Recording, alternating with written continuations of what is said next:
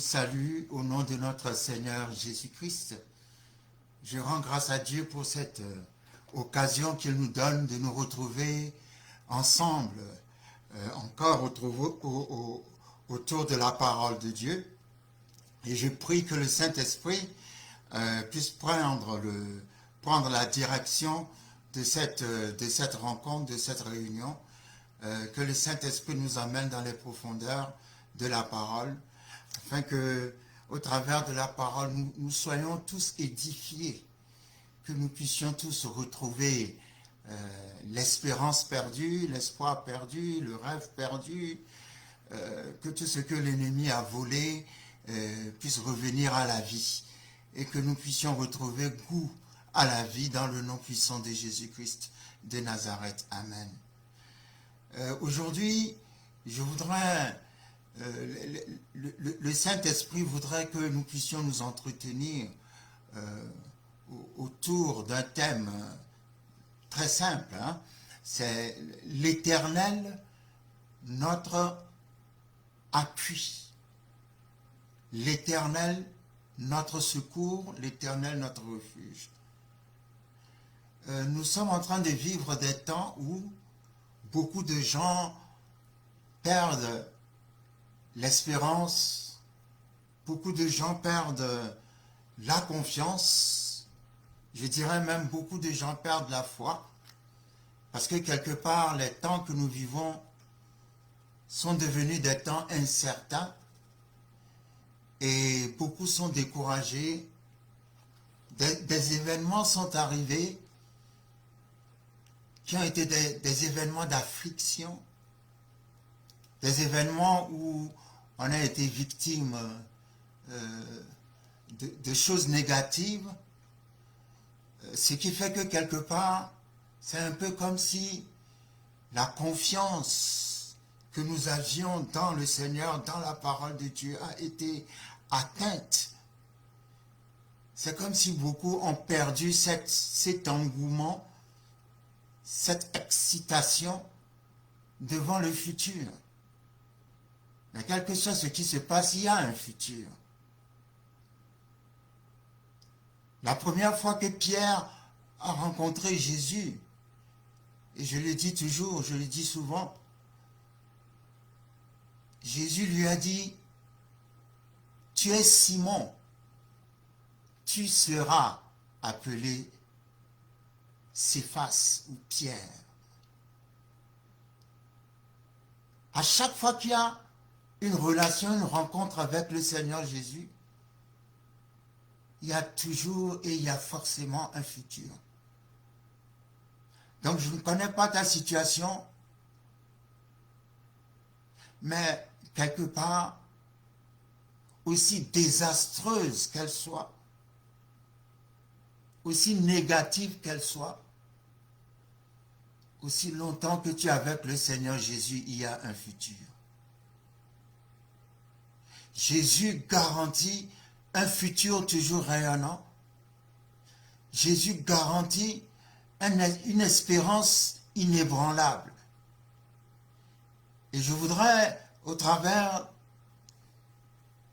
de l'exhortation d'aujourd'hui, que le souffle de Dieu souffle dans ta vie. Que le vent de Dieu passe dans ta maison. Que le vent de Dieu passe dans tes jours. Que le vent de Dieu passe dans ta famille.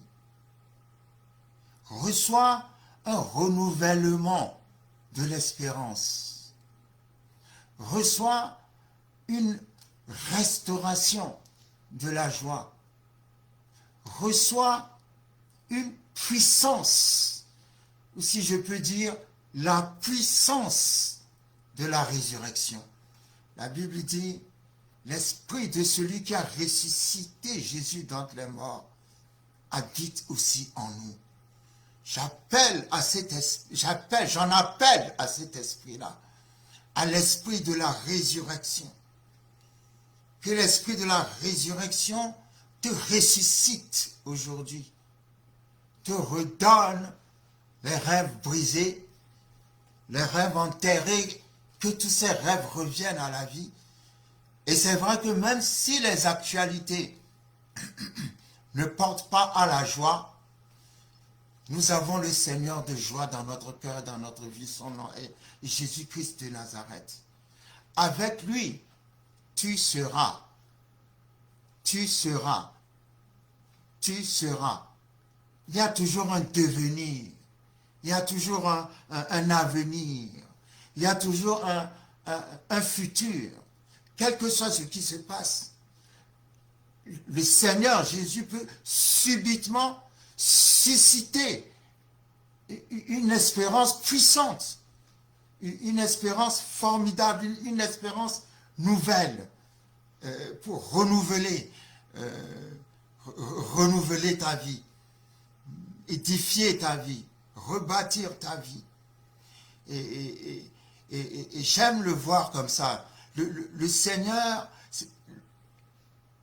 n'abandonne pas ses enfants. Parfois, les situations se passent, c'est un peu comme si il ne voit pas par quoi tu es en train de passer. C'est un peu comme s'il est insensible ou qu'il est sourd. Mais non, il est avec toi, il vit et il voit tout ce qui se passe dans ta vie.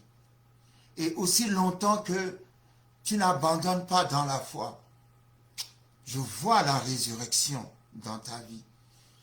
Je dis, je vois la résurrection dans ta vie. Je vois la résurrection dans ta vie. Quand Jésus est arrivé dans la maison de Marthe et de Marie, et qu'on lui a dit que Lazare était mort, il a dit à Marthe et à Marie, je suis la résurrection et la vie. Alors que celui qui est la résurrection et la vie se manifeste puissamment dans ta vie. Lorsque nous prenons le psaume 46, le psaume 46 est un psaume sur lequel je médite beaucoup. C'est un psaume qui dit ceci. Dieu est pour moi, Dieu est pour nous, pardon, mais il n'y a pas de mal à le personnaliser. Dieu est pour nous un refuge et un appui, un secours qui ne manque jamais dans la détresse. Je répète, Dieu est pour nous un refuge et un appui, un secours qui ne manque jamais dans la détresse. Quand je lis la parole de Dieu, je fais toujours attention à chaque mot. Je fais même attention aux virgules et aux points. Parce que la parole ne dit rien pour rien. Il y a une raison particulière pour laquelle la parole dit les choses de telle façon, de telle façon et de telle façon. Ce verset que nous venons de lire est très fort et très puissant. En un seul verset, nous voyons que la Bible nous présente Dieu en disant « Dieu est pour nous, numéro un refuge. » Ensuite, il est pour nous un appui. Et enfin, il est pour nous un secours qui ne manque jamais dans la détresse. Il est pour nous un refuge. Il est pour nous un appui. Il est pour nous un secours qui ne manque jamais dans la détresse. Rien que ce verset me console tellement le cœur. Qu'en lisant cela, je reprends courage dans le Seigneur. Dieu est pour nous. Pourquoi nous? Parce que nous le connaissons. Parce que nous sommes ses enfants. Parce que nous sommes ses disciples. Parce que nous l'avons reçu, Seigneur Jésus, comme notre Seigneur et Sauveur dans notre vie. Alors, pour nous, il est un refuge. C'est quoi un refuge? Un refuge, c'est un endroit où tu es à l'abri. C'est un endroit où, alors qu'il y a la catastrophe partout, il y a la chaleur partout, il y a la violence partout, il y a la guerre partout, il y a un endroit où tu peux avoir le repos. Il y a un endroit où tu te réfugies. C'est-à-dire, le mal qui sévit autour de toi ne s'approche pas de cet endroit. C'est un endroit où tu retrouves la paix, où tu retrouves le repos. Et la Bible dit, Dieu est pour nous un refuge. Il est pour nous un abri. Quand il pleut, on cherche un endroit où on peut s'abriter. Et quoique la pluie continue à tomber, on est dans cet endroit où la pluie ne nous touche pas. On est couvert. Dieu est pour nous comme une couverture. Il nous couvre comme un refuge. Il est notre abri. Quand nous sommes avec lui, nous sommes dans la paix.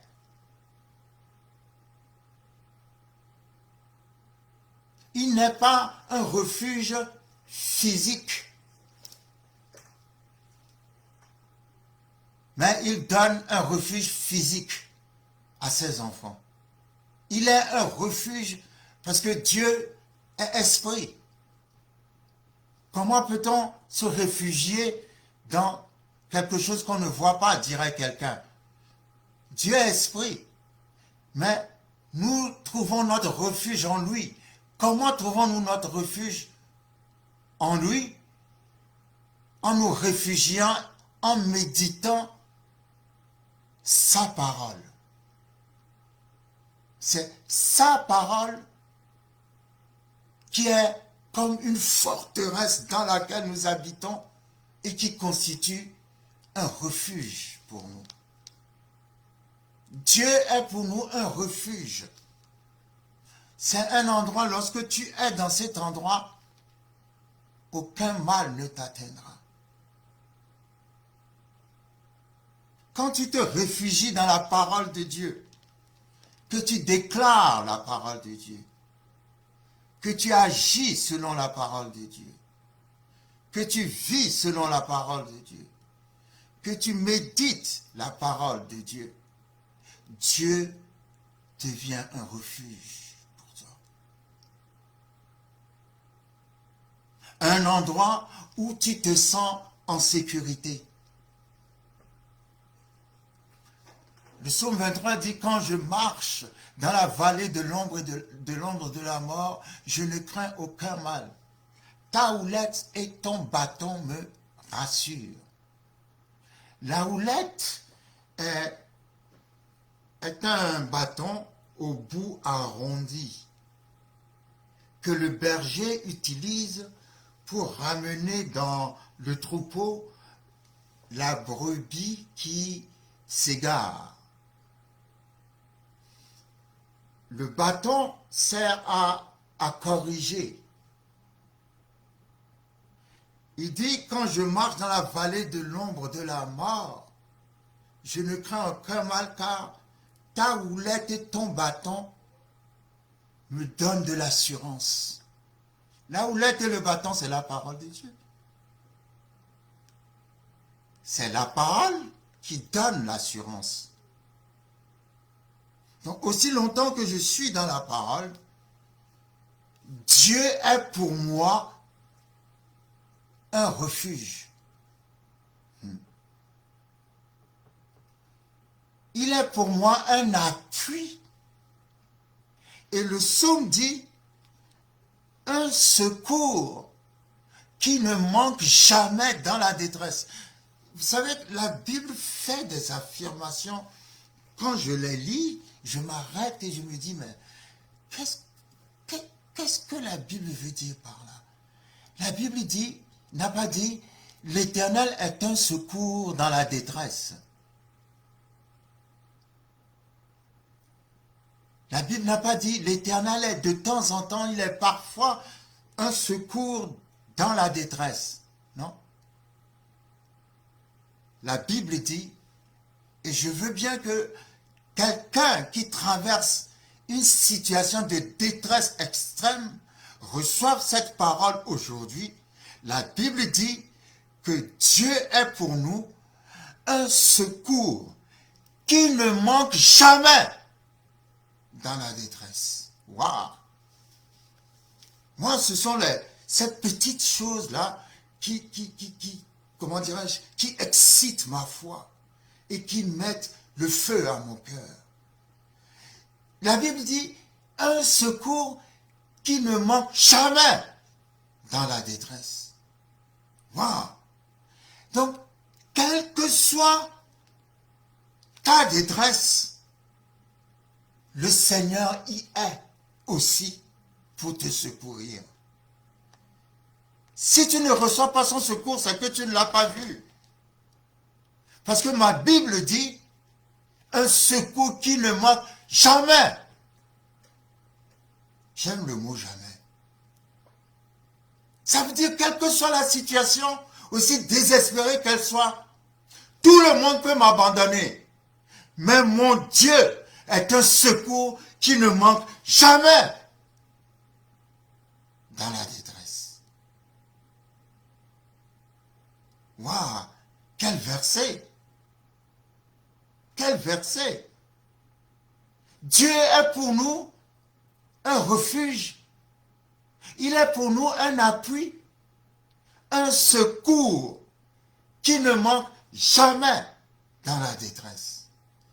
Ah, je veux que ce mot jamais résonne comme un écho dans le cœur de quelqu'un, que tu saches dans la situation dans laquelle tu te trouves, quelle que soit la gravité de cette situation, l'Éternel est avec toi. Il est un secours qui ne manque jamais dans la détresse. Wow. Il ne manque jamais dans la détresse. Il ne manque jamais dans la détresse.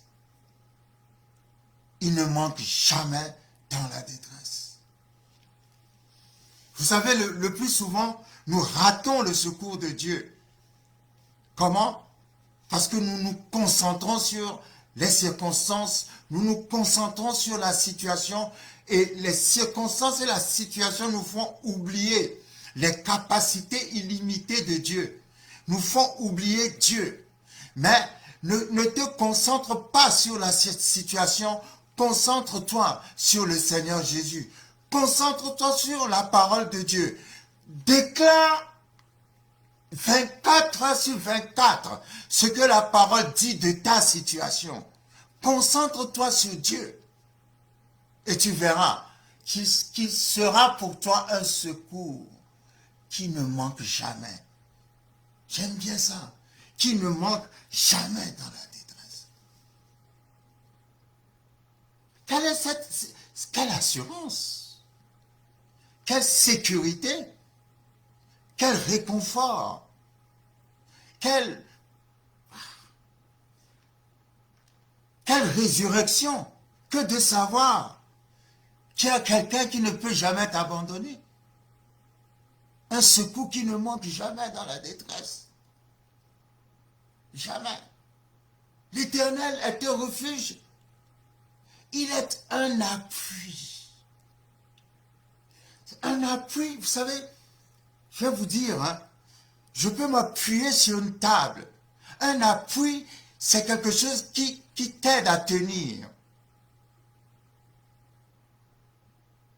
Je peux m'appuyer sur une table et la table m'aide à tenir. Je peux m'appuyer sur un pilier, le pilier m'aide à tenir. Je peux même m'appuyer sur un frère. Je peux m'appuyer sur une sœur. Je peux m'appuyer sur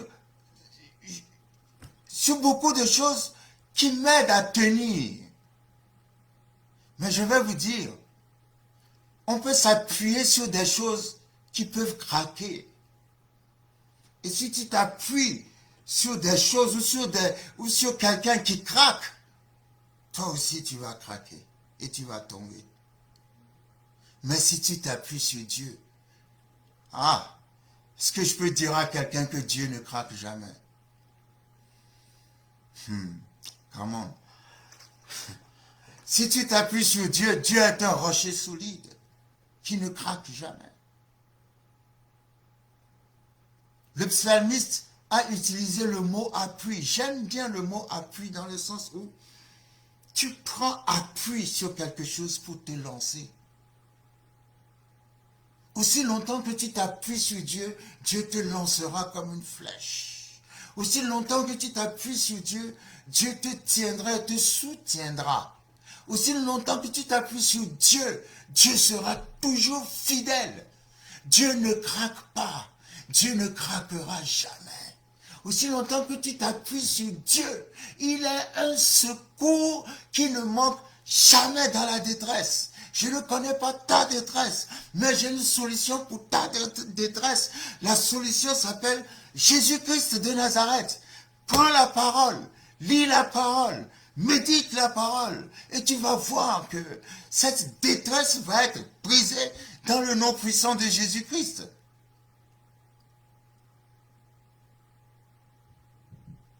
Alors que Josué était dans une très grande détresse.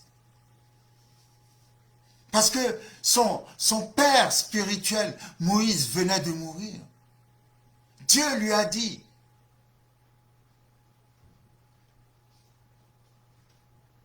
que ta bouche ne s'éloigne pas de ce livre. Que tes yeux ne s'éloignent pas de ces paroles. Lis-les, médite-les, confesse-les, nuit et jour. Alors tu auras un bon succès. La version originale dit, alors tu auras un bon succès.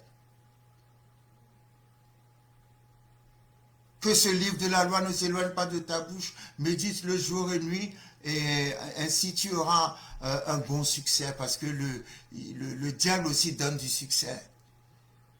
Mais Dieu veut te donner un bon succès.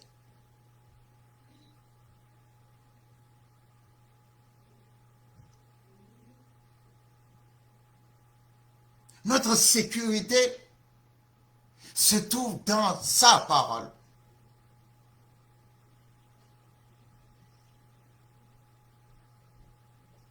Notre appui, c'est Dieu. Nous nous appuyons sur Dieu. Nous parlons la parole, mais en parlant la parole, nous avons un appui. Et notre appui, c'est Dieu, c'est Jésus-Christ de Nazareth. Tout ce que nous déclarons, nous nous appuyons sur Dieu, et s'appuyer sur Dieu veut dire nous mettons notre entière confiance en Dieu. Nous nous engageons entièrement pour ce Dieu-là. Nous savons que quel que soit ce qui peut arriver dans la vie, nous pouvons faire confiance à Jésus-Christ. La Bible dit, Dieu est pour nous un refuge, un appui, un secours. Un refuge, un appui, un secours. Un refuge, un appui, un secours.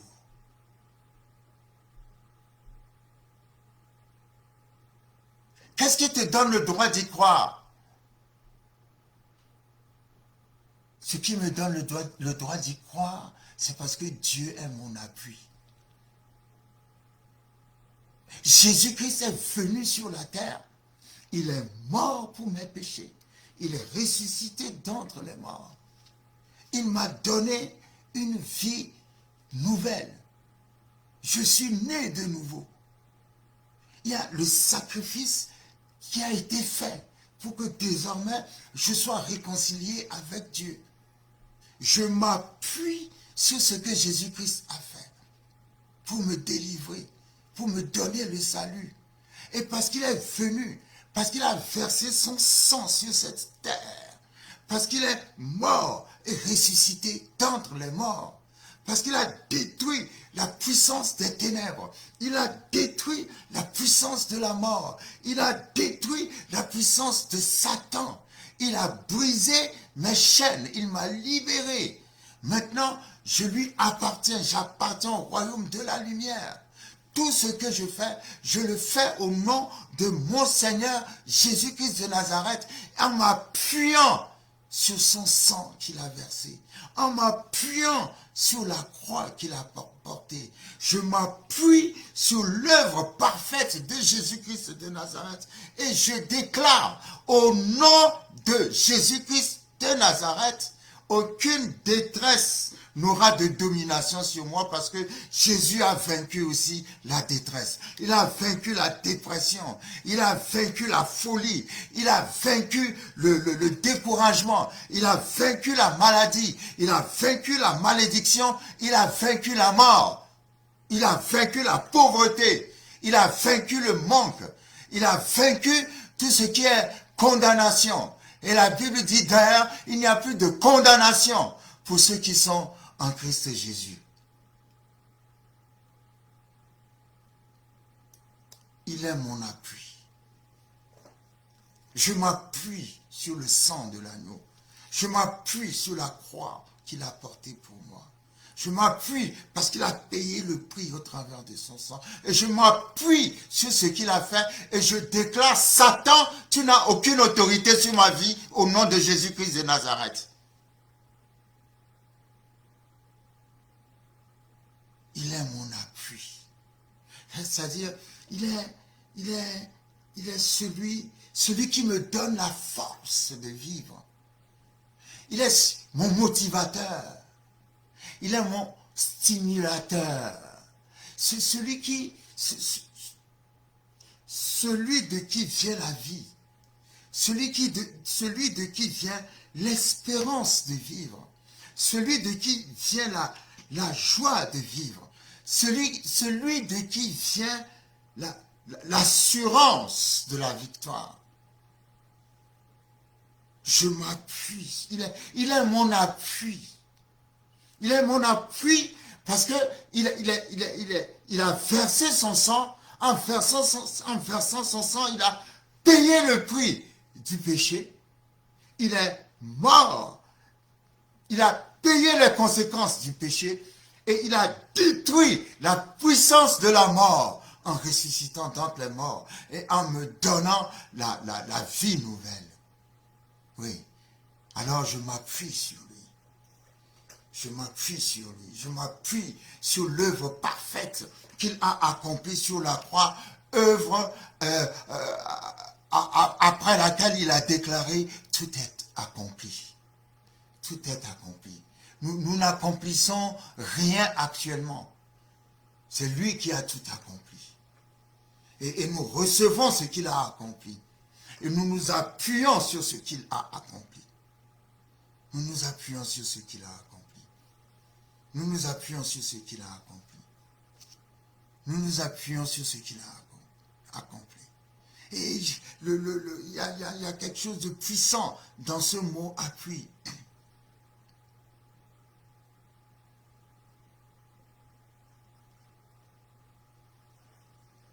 Eh oui. Eh oui. Il y a cette chanson, je ne sais pas si j'aurai l'audace de la chanter parce que j'ai vraiment une voix de grenouille.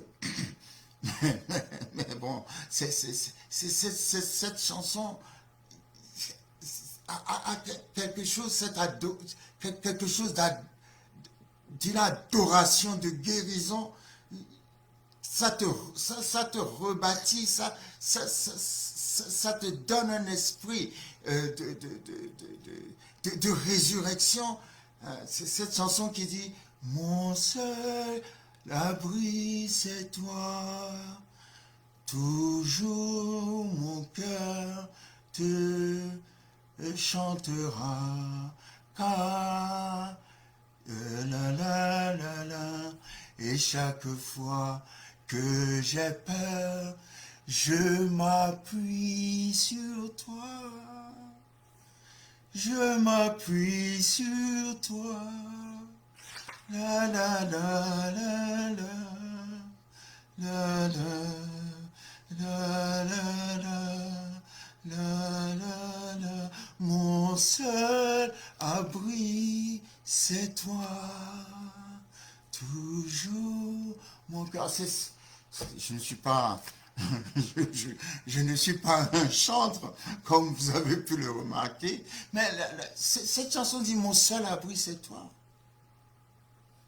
Et quand il arrive dans la vie que j'ai peur, je m'appuie sur toi. Ah, come on! Reshabakaste kebrosto shoto koshitaya.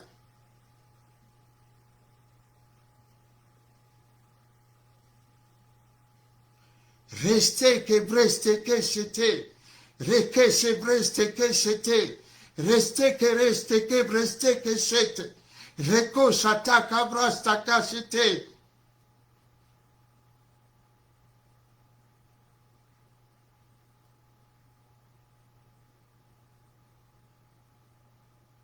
Je dis toujours, il y a une raison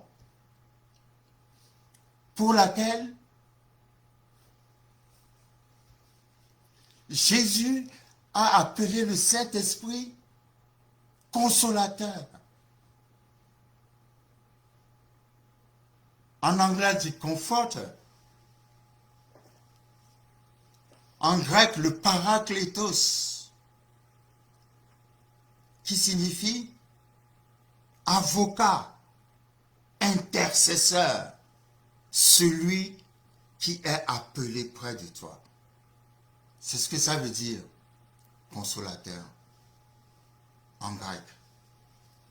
Le mot grec est parakletos, avocat, intercesseur, celui qui est appelé près de toi. Alors je dis, il y a des situations dans lesquelles on se retrouve en tant que pasteur. Quand il faut encourager quelqu'un qui vient de perdre un être cher d'une façon injuste, et même si ça ne paraît pas injuste, le fait de perdre quelqu'un de cher, tu ne sais pas comment consoler les gens. Moi, je me trouve dans des situations, je ne sais pas comment consoler les gens. Alors je me dis, Seigneur, merci parce que tu as appelé le Saint-Esprit consolateur. Je peux vous assurer que le Saint-Esprit peut vous donner une très grande joie au milieu d'une très grande tristesse. Je peux vous assurer que le Saint-Esprit peut vous faire voir la lumière au milieu d'une très grande, de toutes sortes de ténèbres. Je peux vous assurer que le Saint-Esprit agit, n'agit pas selon les circonstances. Le Saint-Esprit agit selon la parole. Alors quelqu'un qui m'écoute, je chasse l'esprit de deuil, j'invite l'esprit de joie à la place. Tu ne vivras pas dans le deuil tous les jours de ta vie. Les jours de ton deuil sont passés. Je déclare sur ta vie, à partir de cet instant, reçois l'esprit de joie, qui est le Saint-Esprit, l'huile de joie, selon Ésaïe 61. Merci Seigneur, parce que tout esprit d'affliction sort de la vie des affligés. Et le consolateur les console au-delà de la capacité humaine. Merci Saint-Esprit, tu es le consolateur, tu nous consoles au-delà de toute capacité humaine. Que quelqu'un reçoive la consolation du Paraklétos en cet instant précis. Reçois la consolation du Paraklétos. Que le Paraklétos parle dans ton cœur. Le Paraklétos qui est ton avocat, ton intercesseur, celui qui est appelé près de toi, le Saint-Esprit du Dieu vivant. Parce qu'il est ton refuge, parce qu'il est ton appui, parce qu'il est ton secours, parce qu'il est ton refuge, parce qu'il est ton appui, parce qu'il est ton secours, parce qu'il est ton refuge, parce qu'il est ton appui, parce qu'il est ton secours. Que toute personne qui est dans une situation de détresse reçoive la visitation du Paraclétos, la visitation de la personne du Saint-Esprit en tant que consolateur. Celui qui a la capacité de te consoler au-delà de l'inconsolable. Il est le consolateur, le paraclet, le paraclétos, l'intercesseur, celui qui prie pour toi, celui qui intervient pour toi, l'avocat, celui qui te défend contre les attaques de l'ennemi, contre les ruses de l'ennemi, celui qui est avec toi pour te réconforter dans le nom puissant de Jésus-Christ de Nazareth.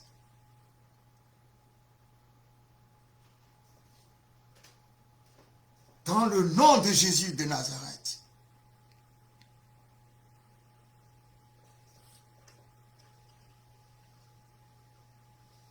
Je prie que Dieu relève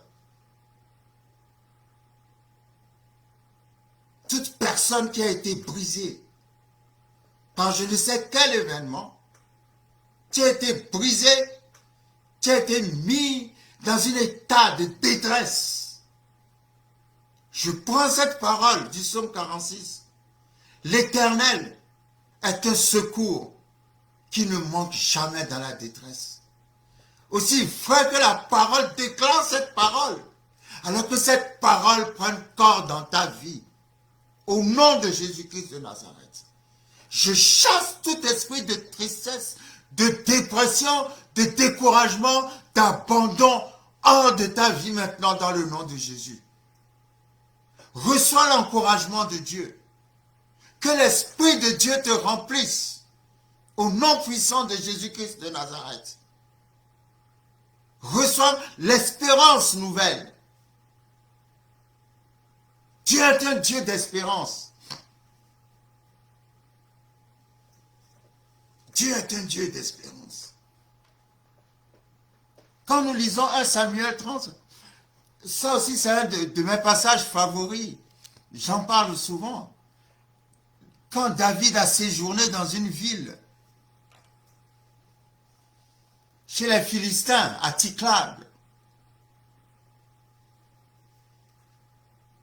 David avait la promesse de la royauté sur lui. Mais il vivait une vie de vagabond parce que le roi Saül cherchait à le tuer.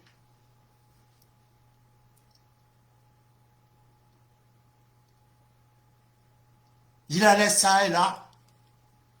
Et la Bible nous dit que tous les bandits du coin, les gens de mauvaise réputation, ils ont été touchés par David. Ils ont certainement, leur cœur a changé et ils sont tous venus se joindre à David. Vous imaginez tous les malfrats du pays qui viennent pour se joindre à vous, pour vous soutenir. Et ils étaient 600. 600 vaillants guerriers. Parmi ces 600-là, il y en a qui sont plus forts que David. Mais ils ont accepté de venir sous son autorité. Ça, c'est un autre enseignement. On reviendra là-dessus. Vous pouvez travailler avec des gens qui sont plus excellents que vous, des gens qui sont plus forts que vous, mais parce qu'ils reconnaissent le leadership en vous, ils acceptent de venir sous votre autorité.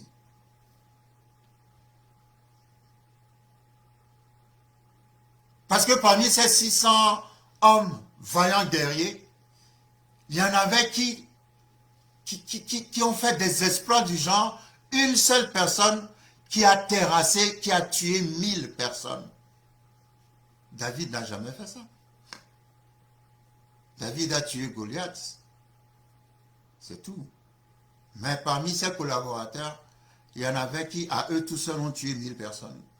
Pour vous dire que ses collaborateurs étaient plus forts que lui. Mais, spirituellement, ils ont respecté et ils ont choisi de travailler sous l'onction de David. Ah, ça c'est quelque chose de puissant, mais c'est... Ah, come on!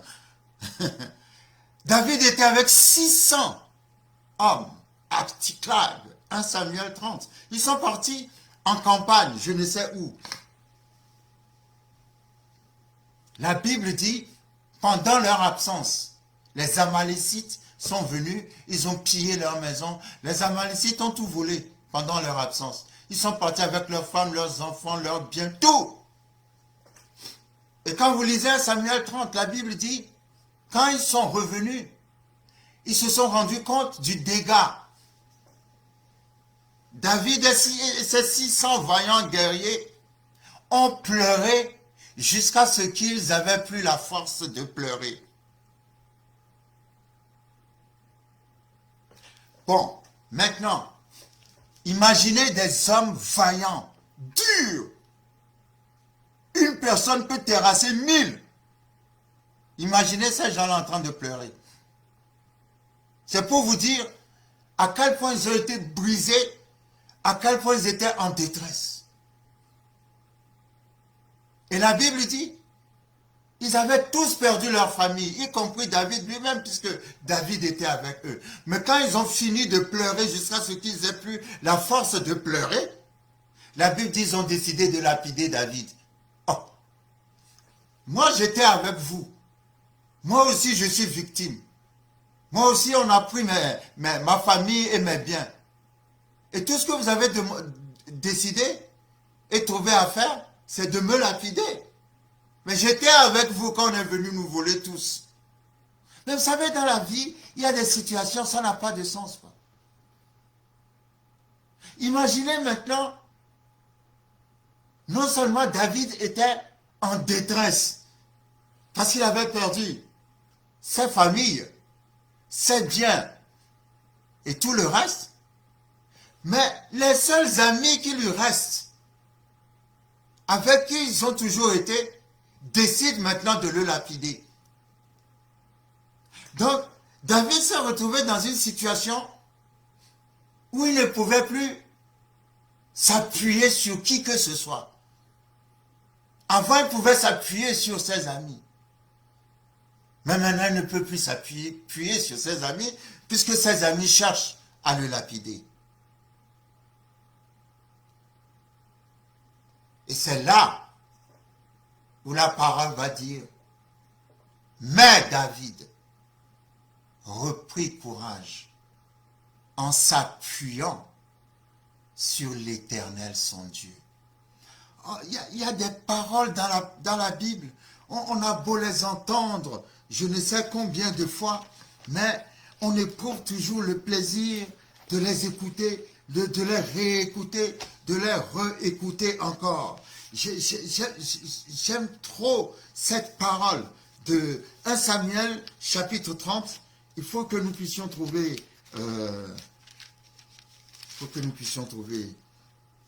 ce passage-là. 1 Samuel 30 verset 4. Alors David et le peuple qui était avec lui élevèrent la voix et pleurèrent jusqu'à ce qu'ils n'eussent plus la force de pleurer. Verset 5, 1 Samuel 30. Les deux femmes de David avaient été emmenées, Achinoam de Jizréel et Abigail de Carmel, femme de Nabal.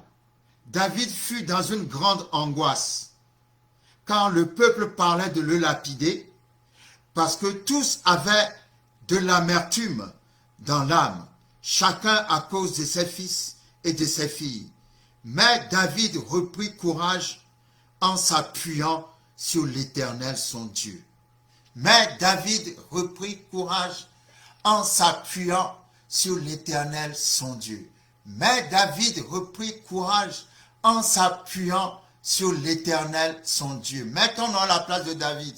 Mais Jean-Claude reprit courage en s'appuyant sur l'Éternel son Dieu. Mais Jean-Claude reprit courage en s'appuyant sur l'Éternel son Dieu. Mais Jean-Claude reprit courage en s'appuyant sur l'Éternel son Dieu. Oh, come on! Tout le monde est parti, tout le monde a laissé tomber David, tout le monde l'a abandonné, mais David reprit courage en s'appuyant sur l'Éternel son Dieu. Parce que tout le monde peut te quitter, parce que tout le monde peut te laisser tomber, parce que tout le monde peut te rejeter, mais l'Éternel est un secours qui ne manque jamais dans la détresse. Come on. Come on, come on, come on, come on, come on, come on. Le Saint-Esprit dit à quelqu'un, réveille-toi, réveille-toi. Tu as assez pleuré, tu as assez pleuré. Vous voyez, la Bible dit, ces 600 vaillants guerriers, ils ont pleuré comme des bébés. Pleurer, pleurer, pleurer. Mais il y a un temps, quand tu as fini de pleurer, il faut prendre une décision. David a pleuré jusqu'à être fatigué. Quand il a fini de pleurer, il a dit, bon, ok, maintenant que les hommes m'ont abandonné, j'ai quelqu'un qui ne m'a jamais abandonné. Comment je vais parler à ce quelqu'un? Lui au moins, je sais que je trouverai un secours infaillible auprès de lui. Et la Bible dit, il s'est appuyé sur l'Éternel son Dieu. David s'est... Vous savez, allons rapidement dans le comment dirais-je, dans le psaume 20. Allons rapidement dans le psaume 20. Dans le psaume 20, alors, dans le psaume 20, nous retrouvons, comment dirais-je, le mot appui. Et c'est un mot qui est très important pour moi.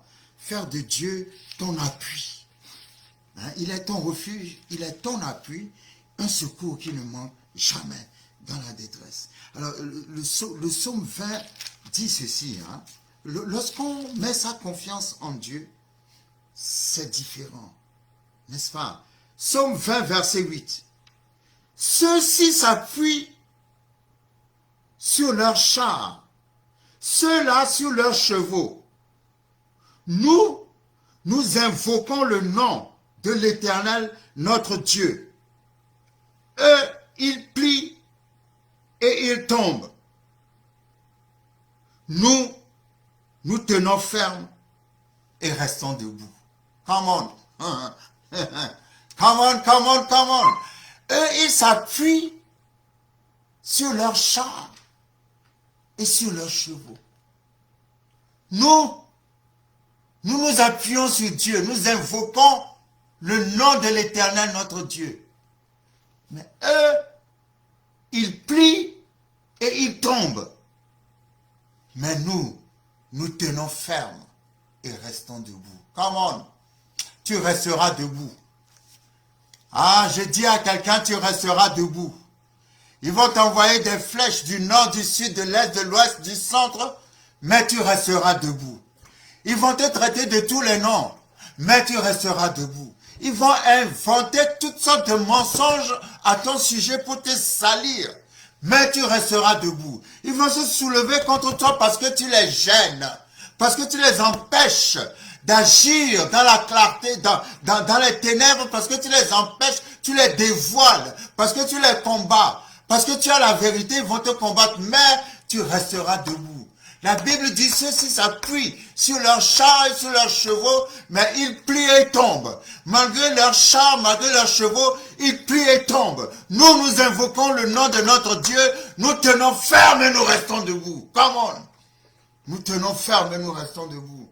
Je dis à quelqu'un, tu resteras debout. Toute arme forgée contre toi sera sans effet. Ils viendront par un seul chemin, ils s'enfuiront par 7 chemins. 1000 tombent à ta gauche, 10 000 à ta droite. Pas un seul n'approchera de toi. L'Éternel étendra ses ailes et te prendra sous ses plumes. Tes pieds n'entreront pas dans le filet de l'oiseleur, dans le nom puissant de Jésus-Christ de Nazareth. Dans le nom puissant de Jésus-Christ de Nazareth. Dans le nom puissant de Jésus-Christ de Nazareth. Dans le nom puissant de Jésus-Christ de Nazareth. Dans le nom puissant de Jésus-Christ de Nazareth. Merci Seigneur. Merci Seigneur. Merci Seigneur. Merci Seigneur. David reprit courage en s'appuyant sur l'Éternel, son Dieu. Et il demande au sacrificateur, où est l'éphod? L'éphod, c'est une partie du vêtement, c'est comme un tablier. Ça fait partie du vêtement du souverain sacrificateur. Et l'éphod est utilisé d'une manière, comment dirais-je, je peux dire mystérieuse, je veux dire surnaturelle. Parce que avec l'éphod, il y a deux éléments qu'on utilise avec, c'est-à-dire le Tumim et l'Urim. En fait, bref, c'est avec ce tablier, on peut interroger Dieu et recevoir la réponse de Dieu. Et l'éphod se trouve toujours dans le vêtement d'un souverain sacrificateur. Et c'est là où j'ai une grande admiration pour David. Parce que David n'était pas souverain sacrificateur. Mais David savait comment utiliser l'éphod. Ah, comment? Tellement la relation de David avec Dieu était tellement intime que David a dit, j'ai pas besoin d'un souverain sacrificateur pour consulter Dieu pour moi. Donnez-moi l'éphod. Moi-même, je vais consulter mon Dieu. Il consulte Dieu et Dieu lui dit, poursuis ces gens qui sont venus pour détruire ta maison et voler ta femme, tes familles, vos familles et vos biens. Dieu lui dit, j'aime bien, poursuis. Alors je préfère le lire, que ça reste une sorte de... C'est comme si le Seigneur est en train de donner un commandement à quelqu'un qui est en train de m'écouter là. L'ennemi est venu, tout ce que l'ennemi a volé dans ta vie, hein, le Seigneur te dit que tu vas retrouver toutes ces choses-là. Et quand David a fini de pleurer, il faut que je retrouve vite ce passage. Quand David a fini de pleurer, la Bible dit, 1 Samuel 30, verset 8, verset 7, il dit, David dit au sacrificateur Abiatar, fils d'Achimélec, apporte-moi donc l'éphod. Abiatar apporta l'éphod à David. Normalement, David n'a pas le droit d'utiliser l'éphod parce qu'il n'est pas souverain sacrificateur. Mais sa relation avec Dieu était tellement profonde, intime et précieuse que lui faisait des choses, même s'il n'avait pas le droit. Bon, voilà, quand on a une relation parfaite, une relation profonde et sincère avec Dieu, ben on a cette grâce-là, c'est tout. Donc la Bible dit, verset 8, et David consulta l'Éternel en disant, poursuivrai-je cette troupe, l'atteindrai-je? L'Éternel lui répondit, poursuis, car tu atteindras et tu délivreras. Ça, c'est une parole réma. Dieu dit à quelqu'un, poursuis, car tu atteindras et tu délivreras. C'est-à-dire, poursuis-les, tu les atteindras et tu retrouveras tout ce que tu as perdu. Et donc, David va les poursuivre. Et David va retrouver tout ce qu'il a perdu. Non seulement il va retrouver tout ce qu'il a perdu, mais il va revenir encore avec les butins de ses ennemis. C'est-à-dire, il va retrouver plus qu'il a perdu. Vous savez, quand Dieu vous restaure, il ne vous donne jamais ce que vous avez perdu. Il vous donne toujours plus que vous avez perdu. Quand il a restauré Job, la Bible dit qu'en un seul jour, il a tué plus de Philistins que pendant toute sa vie. Dans la restauration, il y a toujours plus. Dans la restauration, il y a toujours, comment dirais-je, une multiplication de bénédictions. Donc tu ne vas pas retrouver ce que tu as perdu, tu vas retrouver plus que tu as perdu. Dieu dit à quelqu'un, poursuis, car tu atteindras et tu délivreras. Tu atteindras et tu délivreras. Tu atteindras et tu délivreras. Tu atteindras et tu délivreras. Tu atteindras et tu délivreras. Tout ce que l'ennemi t'a volé, tu atteindras, tu délivreras. Tu atteindras, tu délivreras. Tu atteindras, tu délivreras. Tu atteindras, tu délivreras. Tu atteindras, tu délivreras. Tu atteindras, tu délivreras. Tu atteindras, tu délivreras au nom puissant de Jésus-Christ de Nazareth. Tu atteindras et tu délivreras. Tu atteindras et tu délivreras. Ils te feront la guerre, mais ils ne te vaincront pas. Tu atteindras et tu délivreras. Tu atteindras et tu délivreras. 1000 tombent à ta gauche, 10 000 à ta droite. Pas un seul n'approchera de toi. Tu atteindras et tu délivreras. Tu atteindras et tu délivreras. Tu atteindras et tu délivreras. J'ordonnerai à mes anges de te porter dans leurs mains de peur que tes pieds ne heurtent contre la pierre. Tu atteindras et tu délivreras. Tu atteindras et tu délivreras. Tu atteindras et tu délivreras. Dans le nom puissant de Jésus, tu atteindras et tu délivreras. Tu atteindras et tu délivreras. Tu atteindras et tu délivreras. Tu atteindras et tu délivreras. Parce que tu as fait de l'Éternel ton appui. Ton appui. Ton appui. Ton appui.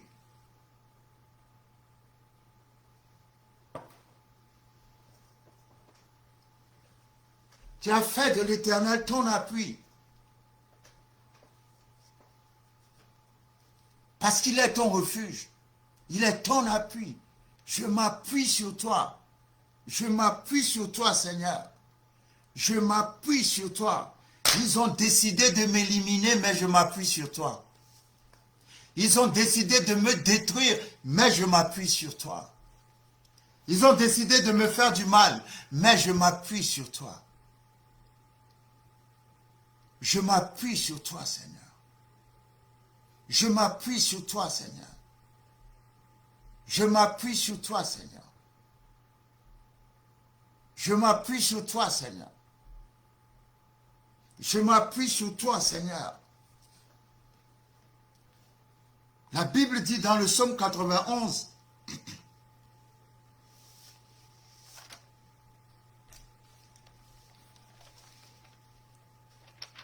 parce que quand on dit ces choses-là, la clé, c'est la parole de Dieu.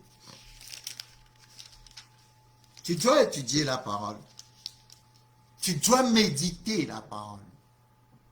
Tu dois déclarer la parole.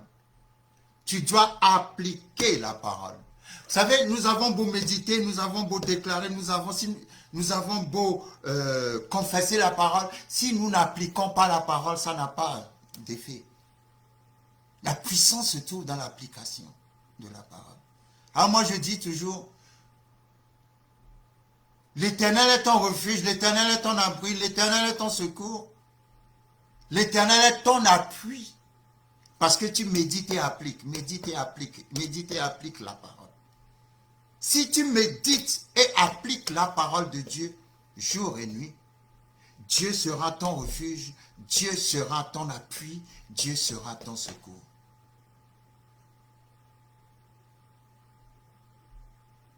Le psaume 91 dit, « Celui qui demeure sous l'abri du Très-Haut repose à l'ombre du Tout-Puissant. » Le verbe demeurer, ici, en hébreu, est traduit par le mot yashab. Et yashab signifie s'asseoir. Donc quand la Bible dit celui qui demeure sous l'abri du Très-Haut, la Bible dit celui qui est assis sous l'abri du Très-Haut. Come on. C'est pas celui qui visite l'abri du Très-Haut. C'est pas celui qui passe par là. Non, non, non, non, non, non, non. C'est celui qui est assis en permanence dans la présence de l'Éternel. Hein? C'est celui-là qui voit la puissance, la protectrice de l'Éternel. Alors comment tu es assis dans la présence de l'Éternel?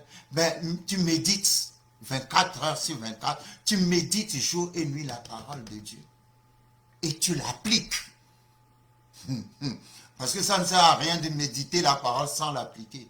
La puissance ne se dégage pas dans la méditation. La puissance se dégage dans l'application de la méditation, de la parole de Dieu. Donc, comment est-ce qu'on peut faire de l'Éternel son abri? Comment on peut faire de l'Éternel son appui? Comment? Médite et applique la parole de Dieu. Médite et applique, médite et applique, médite et applique. Étudie la parole de Dieu. C'est quand on étudie la parole de Dieu, on découvre ce qui plaît à Dieu. Quand on étudie la parole de Dieu, on est proche de Dieu. Quand on étudie la parole de Dieu, on fait confiance en Dieu.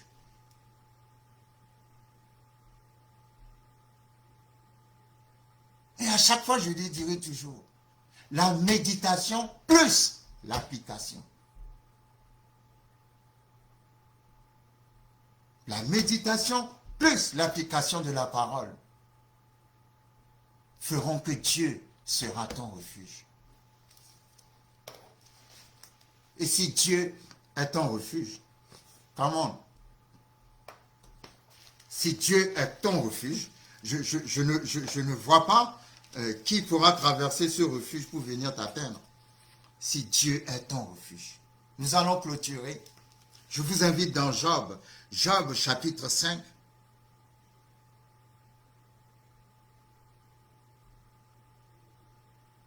Job chapitre 5, à partir du verset 8, le passage dit ceci, écoutez, « Pour moi, j'aurai recours à Dieu, et c'est à Dieu que j'exposerai ma cause.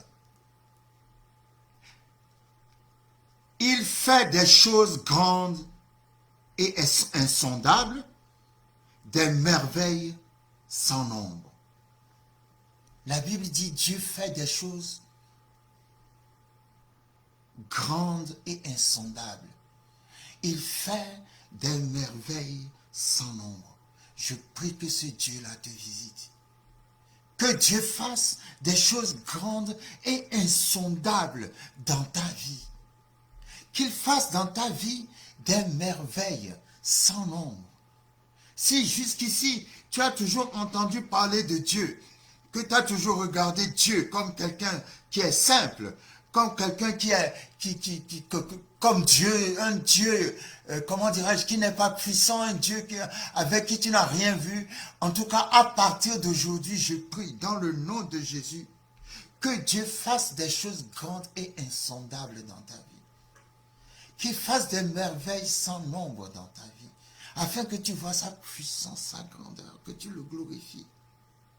Le verset 10 dit, « Il répand la pluie sur la terre et envoie l'eau sur les campagnes. Il relève les humbles et délivre les affligés. Il anéantit les projets des hommes rusés et leurs mains ne peuvent pas les accomplir. » Amen, amen, amen. Dieu anéantit les projets des hommes rusés et leurs mains ne peuvent pas les accomplir. Dieu anéantit les projets des hommes rusés et leurs mains ne peuvent pas les accomplir. Tout ce que tes ennemis ont projeté contre toi, leurs mains ne les accomplira pas au nom de Jésus-Christ de Nazareth. Au nom de Jésus-Christ de Nazareth. Au nom de Jésus-Christ de Nazareth. Il prend les sages dans leur propre ruse. Toute personne qui se croit plus rusée que toi ou plus rusée que Dieu tombera dans ses propres pièges. Et les desseins des hommes artificieux sont renversés. Les projets des hommes artificieux, les projets... Vous savez, il y a des gens qui sont avec vous, ils sont hypocrites avec vous. Parce que pendant qu'ils sont avec vous, ils ont des projets, ils ont des desseins, des projets négatifs vous concernant. La Bible dit que Dieu renverse leurs projets. Je déclare le renversement de tout projet de tes ennemis au nom de Jésus. Ce qu'ils ont tourné contre toi va se retourner contre eux-mêmes dans le nom de Jésus. Parce que Dieu est un Dieu qui renverse les projets de nos ennemis. Dieu renverse les projets de nos ennemis. Dieu renverse les projets de nous. La Bible dit, il prend les sages dans leur propre ruse et les desseins des hommes artificieux sont renversés. Renversés dans le nom de Jésus. Renversés, renversés. Et la Bible dit, verset 14, Job 5, il rencontre les ténèbres au milieu du jour. Il tâtonne en plein midi et comme dans la nuit. Vous voyez, ceux qui veulent vous faire du mal, ils sont en plein jour, mais ils rencontrent les ténèbres. Il est midi, mais ils tâtonnent comme s'ils sont dans la nuit. Pourquoi? Parce que le Seigneur va les aveugler. Que le Seigneur aveugle tes ennemis. Ils te verront, mais ils ne te verront pas. Come on. Ils seront dans les ténèbres alors qu'il est midi. Et ils vont tâtonner au nom de Jésus. Dieu va envoyer la confusion dans leur camp, dans le nom puissant de Jésus-Christ de Nazareth. Ainsi, Dieu protège le faible contre leurs menaces et le sauve de la main des puissants. Et l'espérance soutient le malheureux. Mais l'iniquité ferme la bouche. Heureux l'homme que Dieu châtie.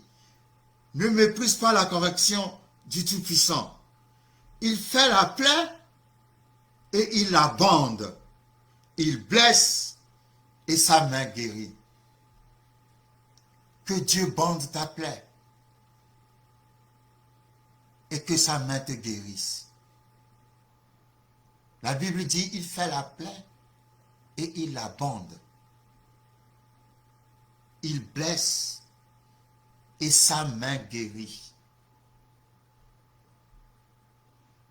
6 fois, il te délivre de l'angoisse et 7 fois, le mal ne t'atteindra pas. 6 fois, il te délivre de l'angoisse et 7 fois, le mal ne t'atteindra pas. Répète après moi, le mal ne m'atteindra pas. Le mal ne m'atteindra pas. Le mal ne m'atteindra pas. Le mal ne m'atteindra pas. Le mal ne m'atteindra pas. Le mal ne m'atteindra pas. Le mal ne m'atteindra pas. Ça veut dire 7 fois, le mal ne t'atteindra pas. C'est-à-dire, le mal ne t'atteindra jamais.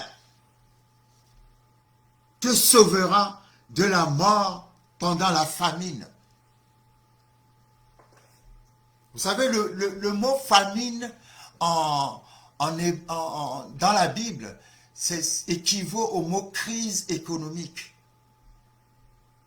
C'est-à-dire, même si la crise économique, quelle que soit la crise qui vient, c'est ça la famine, il te sauvera de cette crise-là. La Bible dit, il te sauvera de la mort pendant la crise et des coups du glaive pendant la guerre.